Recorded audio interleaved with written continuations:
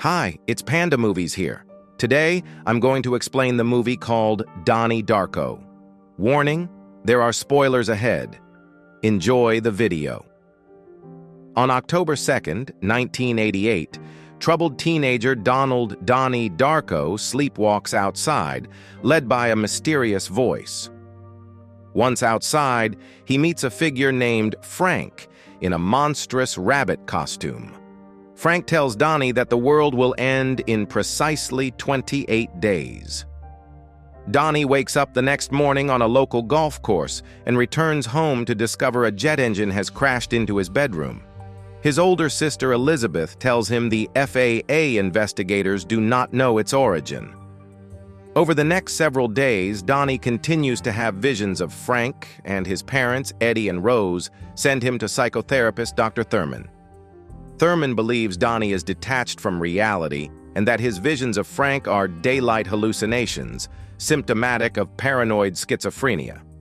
Frank asks Donnie if he believes in time travel, and Donnie, in turn, asks his science teacher, Dr. Kenneth Monatoff. Monatoff gives Donnie The Philosophy of Time Travel, a book written by Roberta Sparrow, a former science teacher at the school who is now a seemingly senile old woman living outside of town, known to the local teenagers as Grandma Death. Frank begins to influence Donnie's actions through his sleepwalking episodes, including causing him to flood his high school by breaking a water main, to which Donnie almost gets caught. Donnie later starts dating Gretchen Ross, who has recently moved into town with her mother under a new identity to escape her violent stepfather. Gym teacher Kitty Farmer begins teaching attitude lessons taken from local motivational speaker Jim Cunningham, but Donnie rebels against these, leading to friction between Kitty and Rose. Kitty arranges for Cunningham to speak at a school assembly where Donnie insults him. He later finds Cunningham's wallet and address. Gretchen and Donnie go on a movie theater date where Gretchen falls asleep and Frank reveals himself to be a teenager with his right eye hollow and bleeding. Frank then convinces Donnie to burn down Cunningham's house, which he does while Gretchen is at the theater. Firefighters discover a hoard of child pornography at the burned remains. Cunningham is arrested, and Kitty, who wishes to testify in his defense, asks Rose to replace her as chaperone for their daughter's dance troupe on its trip to Los Angeles. With Rose in Los Angeles and Eddie away for business, Donnie and Elizabeth hold a Halloween costume party to celebrate Elizabeth's acceptance to Harvard. At the party, Gretchen arrives distraught as her mother has gone missing, and she and Donnie have sex for the first time. When Donnie realizes that Frank's prophesied end of the world is only hours away, he takes Gretchen and two other friends to see Sparrow. Instead of Sparrow, they find two high school bullies, Seth and Ricky, who are trying to rob Sparrow's home.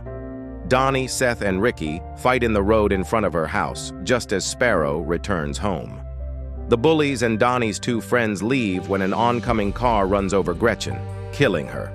The driver turns out to be Elizabeth's boyfriend, Frank Anderson, wearing the same rabbit costume from Donnie's visions. Angered and realizing what's happening, Donnie shoots Frank in the right eye with his father's gun and walks home carrying Gretchen's body. Donnie returns home in the morning as a vortex forms over his house. He borrows one of his parents' cars, loads Gretchen's body into it, and drives to a nearby ridge that overlooks the town.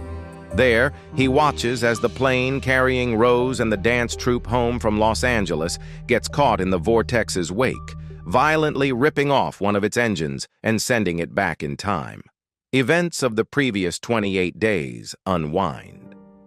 Donnie wakes up in his bedroom, recognizes the date is October 2nd, and laughs as the jet engine falls into his bedroom, killing him.